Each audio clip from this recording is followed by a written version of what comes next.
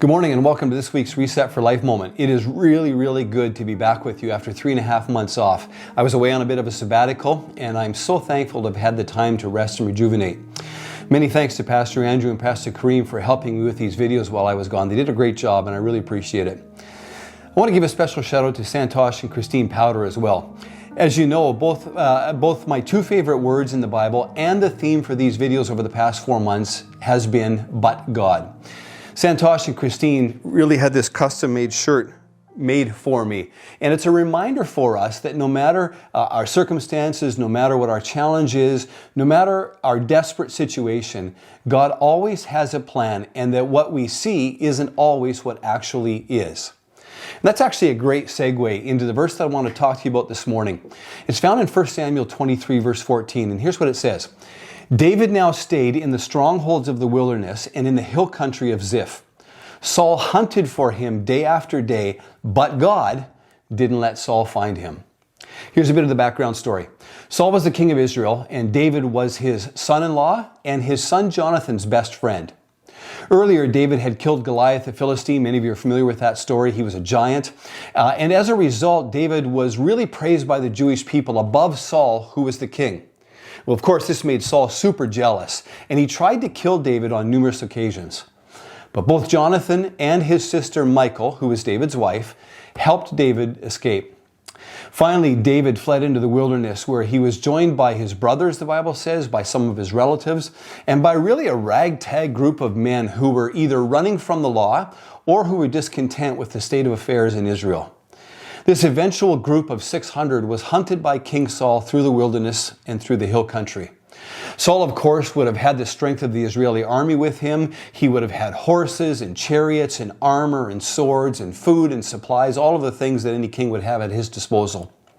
Saul, at one point, the Bible tells us, had 3,000 elite troops helping him look for David. What did David have? Well, from a human standpoint, David had nothing. He had to beg for his food. He hid in caves. He was constantly on the move because the people around him were willing to betray him to King Saul. And from a human standpoint, he actually had nothing. But from a spiritual standpoint, he actually had everything. This verse says that Saul hunted him day after day, but God didn't let Saul find him. You see, God protected him because God had a plan for David's life that didn't involve Saul killing him. And I want you to know God also has a plan for your life today. And though you may feel like you're being hunted, though it may feel like trouble is coming your way from every side, if you will remain true to God, if you will serve Him faithfully, He will accomplish His plan for your life. No matter what kind of challenges or trials or hurts or chaos or despair, no matter what kind of heartache is thrown your way, God is able to do the impossible in your life. He is able to turn our mourning into dancing or into joy, as Psalm 30 verse 11 reminds us. Our job really is to maintain our integrity. Our job is to trust God when all else seems to be falling apart. Our job is to continue to do what is right. Now here's an interesting fact. Later on in this story of David and Saul, on 2 separate occasions, David got close enough to Saul to actually kill him when Saul was unaware. But David didn't. And God ended up honoring David and he became king just a few months later. You see, David chose to do what was right and trust God for the results. That's a great lesson for us. The phrase "but God" in this story reminds us that we give God opportunity to speak into our lives and to provide miracles if we will continue to do what is right in His sight. You know, it doesn't matter what's coming behind us or what's trying to surround us. It matters what's ahead of us. God is there, waiting, watching, and seeing if we will trust Him in the midst of our pain, in the midst of our frustration, our hurt, and even our despair. You see, the truth is that David hadn't done anything wrong. And there's an incredible sense of injustice and unfairness in this story. But God always balances the accounts, doesn't He? Whether in this life or in the next. And what you are facing may be unfair. It may be unjust.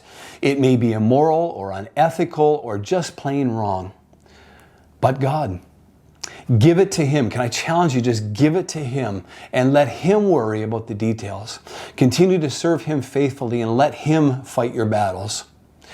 There's a verse in Psalm 46 verse 1 actually, that says this: God is our refuge and our strength, a very present help in the time of trouble. Now, most sermons on this passage focus on words like refuge and strength. And a refuge, of course, is something that provides shelter, presumably from something that really is bothering us. It also says that He is our strength. God is our strength, and He can empower us when we don't have strength on our own. But I want you to notice another word in this verse. This verse says that God is present.